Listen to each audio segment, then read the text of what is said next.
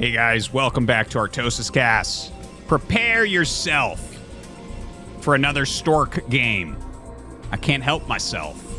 I love watching this guy get himself back into really top form. And specifically why I wanted to watch this one, if you remember, it was Stork versus Jaedong, right? Just a few days ago. Where Jaedong kind of put some pressure on, and Stork basically did exactly what you're supposed to do and won on that Radeon game. I'm sure you guys remember. Leave a comment if you do.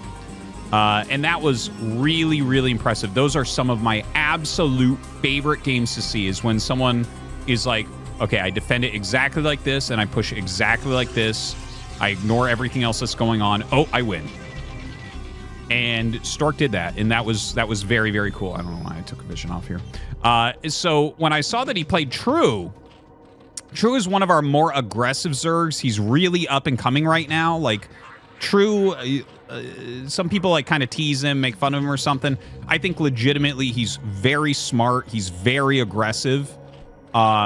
He's really good. He's putting in the time. He's putting in the effort. He's making ASL multiple times in a row. He hasn't made like a real dent in the tournament yet, but I actually think that he will. And I really like some of his ideas. I really appreciate the way that True plays. And I just like him anyways. I've met him a lot of times. He used to be a very strong StarCraft 2 player.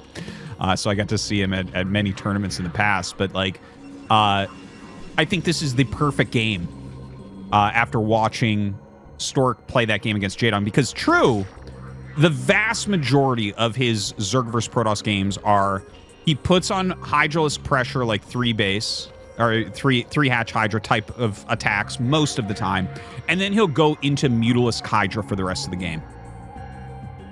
And like, I think there's so much sense in the way that he plays, and I think you have to be a Dark Archon guy against him. You have to, and we already saw that from Stork. We see that a lot from Best.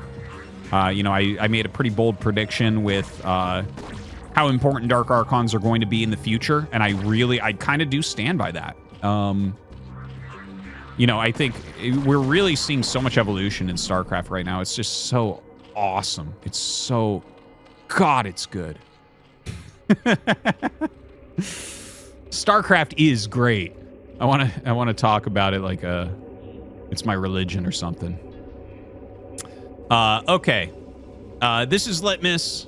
Cannon is on the way. Nexus is over halfway done, so looking very good. What is he doing with this? That must have been a misclick. Yeah, maybe he clicked that down. Or, oh, actually, maybe he was scouting just to make sure. Maybe he's been cheesed before back here or something. Like there's 2 gates or something like that. Something crazy. Okay, he actually runs by. So Stork definitely fumbled that a little bit. That could be a little bit dangerous. Those things are pretty high health. Okay, not the greatest drill there. He really tries to catch it. Doesn't really deal damage. He gets like 1 hit on that ling.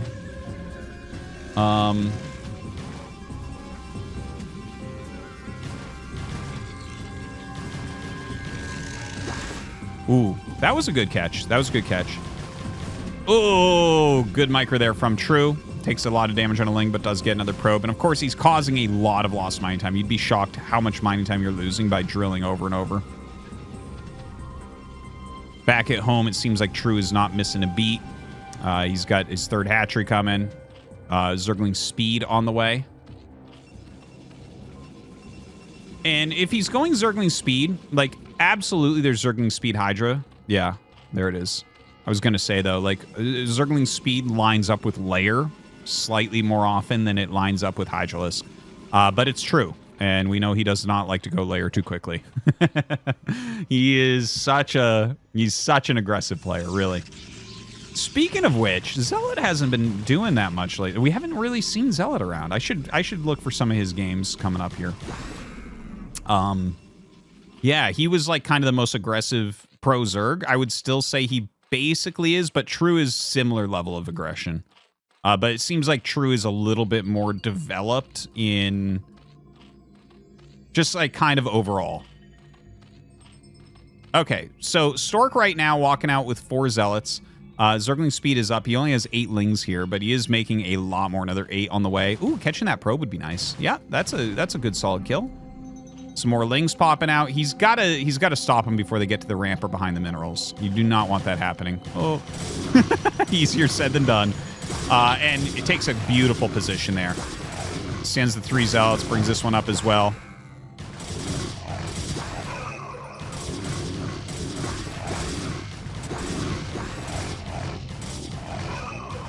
And okay, I mean, he's forced a lot of Zerglings out, so that's kind of nice.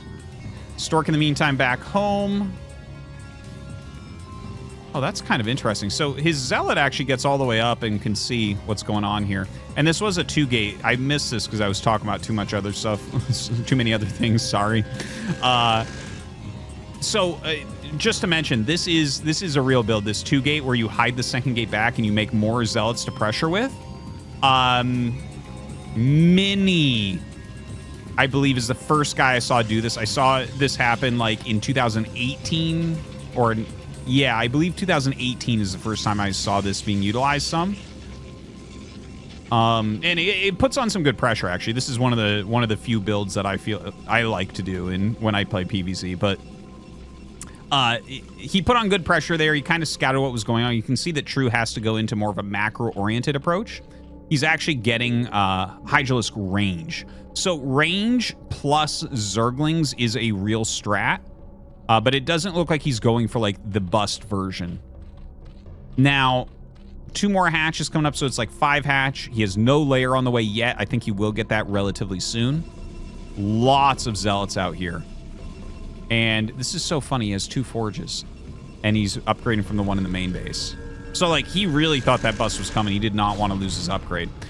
Citadel going with zealot legs. This is actually a very cool game so far. I'm sorry I missed that it was 2 gateway. But that is kind of cool. Oh, I can't believe that got away. Tilting. Okay, so +1 armor gets started on the front forge. +1 range attack. Oh, he already has speed. My bad. So he got that pretty early on. So he's got speed and range. He is fielding a few hydralisks. And Stork gonna come out here. Okay, yeah, he's got that Dragoon too. Maybe we'll go over and look for this guy. Nah, he's going to bring it with him. +1 and Zealot Legs are not quite ready yet. If they were, that would be pretty darn strong right now. But True can still take a very good engagement. The Zealots come up and will still do pretty well against the Lings, but these Hydras doing a great job. And with their double upgrades already, they are going to be able to way out micro these Zealots, unfortunately, for Stork. A lot more Hydras on the way. Don't forget, again, he's on 5 hatches. Just now starts the layer, but like he's got so many Hydras. You know, I really like the flexibility of how True plays. Like he was getting ready to attack, and he just kind of pulls out of it into a macro build really quickly. But like he can play it funny where he's got like all these Hydras with upgrades and can kind of outmaneuver these Zealots pretty fast. So really cool to see. Templar Archives is on the way right now, or just finished up rather. So I would imagine he's just going to go into Psystorm pretty quick. I do wonder if he's still going to go Dark Archon or not. I don't think you can make a Dark Archon with this type of pressure at your front. I think you got to just play it normal. But the thing is, with True, I know that True will throw a Spire down as soon as this layer's done. Watch. Just watch. It's going to happen. It's True. He, like, always does it. Now, yeah, he's got a fair amount of gateways. Legs are done. +1 is done. +1 armor is on the way, or it's just about to finish. So he's going to have really fantastic upgrades here. Like 1/1 plus legs. He's going to be able to just bowl through these Hydras pretty quickly. Random Zealot around here being chased. Spire, there it is.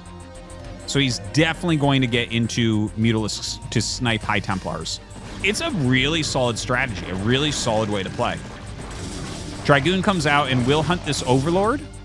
That may allow him to slip a Dark Templar out unseen, so that could be nice. See if he actually makes one or not, because he's already invested in Psystorm. And there is that Dark Templar being made. Yeah, I'm not sure if he'll go for the Dark Archon, though. I can absolutely see this game being, like, okay-ish for Stork here, and then Mutas fly in and kill his High Templars, and he can't do anything. I could see that occurring. Now, the Hydra's coming up. I feel like Stork should be pulling back here. He should not be engaging like this. Yeah, pull back to your cannons. If he's taking cannon shots, go forward. There you go. See, now you have 5 cannons shooting and the Zealots. Wow, he's going to push that hard? Okay. Stork fighting against this, pulls out his DT now. The DT definitely going to make a pretty big difference. The probes were pulled here as well. I think he would not have needed to do this if the probe pull, if he had held those zealots back just a little bit longer. Spire is almost done. Yeah, he's going to get this DT now as well, which does, by the way, have 7 kills. Oh, geez, Louise. He's got no cannons. 5 High Templars, though. And look at this, 12 mutas on the way. He's just going to crush him. Look, this is why True is doing well, I think. It's hard to beat what he does. It's not the top end of StarCraft theory, but this is some hard stuff to stop. Like, you got to really nail your decisions on all your defense. You know what's really funny is those... Like, it makes sense with the Hydras to snipe High Templars, but actually in this particular case, the Archons are going to be more useful because he just spent all of his money on mutas. This is going to sound insane, but it might have been better for him to not try to snipe High Templars there. Because the mutas can fly in and just kill him and dodge storms a relatively large amount of the time. But now he's got double Archon to fight against those mutas. Not bad. Kills off all the Overlords in the area. Stork is in a very weak position right now. I think there's a small amount of potential left in this game for him because he does have the double Archon against these mutas, and you can see he's getting a few hits there. The Hydralisk count, I think, is not very high right now. That was some good sliding shots from Stork. If you just tell them to attack, they kind of walk up, then stop. Wow, pretty good micro overall.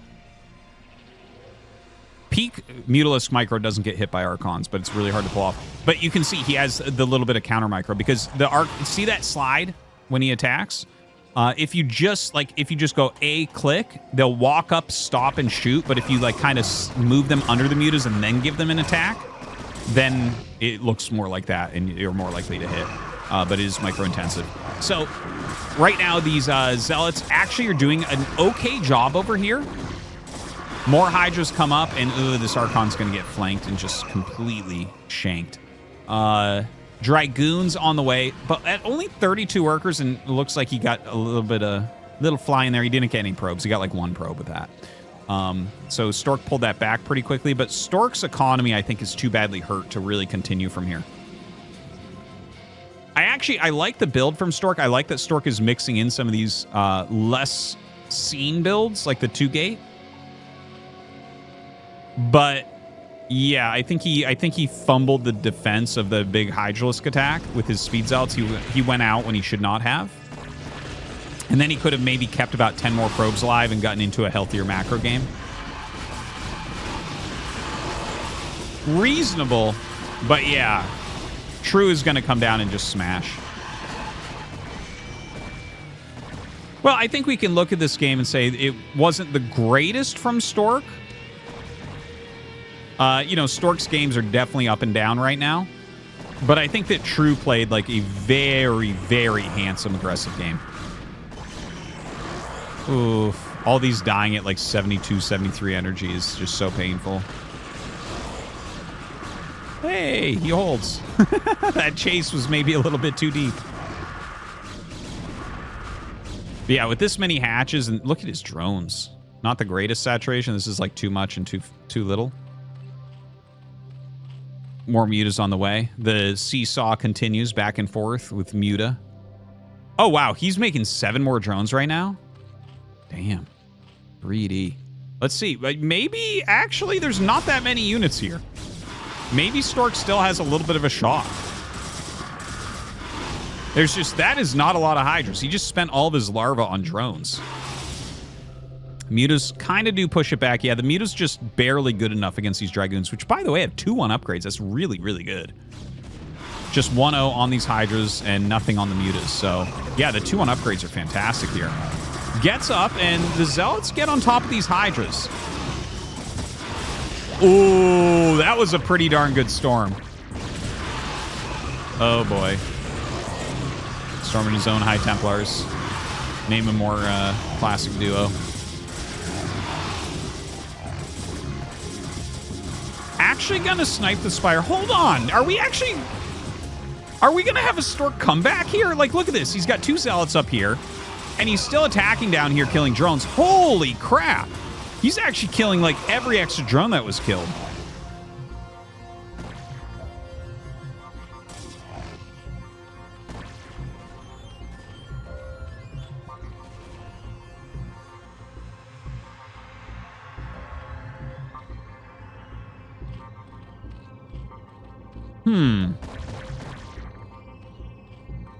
So, I mean, the economy is still so good for True here. But Stork does have some really nice upgrades. He is making a pretty nice standing army. He did some really high-quality damage. Is there a chance for him to win with this next army move out?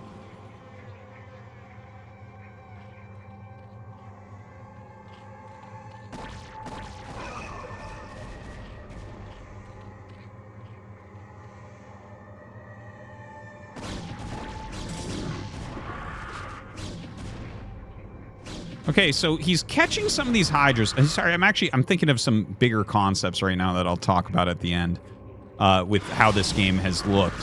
But yeah, it seems like this should be enough hydras to still break through this army. Actually, a pretty heroic attempt to come back here from Stork. And, well, he's actually still eliminating a lot of hydralisks. If only he had, like, 2 zealots over here. Like, if he had 2 zealots in here, I'm like, ooh, that, you know, maybe he'd be able to change this game around. But not looking too good right now. He just doesn't have a large enough standing army. Even the drones, like, coming out and trying to fight some. Ooh, that was actually a really good storm.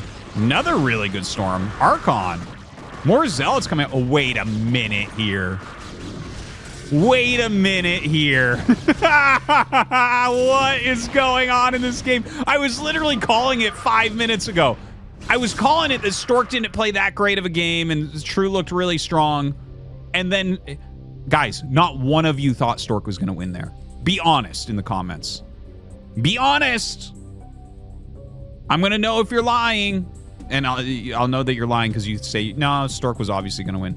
Okay, so there's actually like a bigger level concept that I kind of wanted to mention that I was thinking about when I kind of went quiet there. I love how StarCraft 1 replays work. It's amazing. So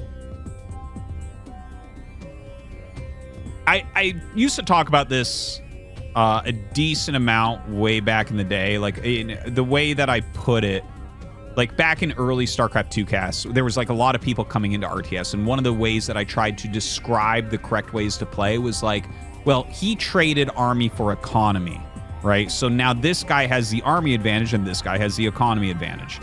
Okay? So like that's the type of thing that you have to look at. You have to zoom out and be like, okay, how did this occur?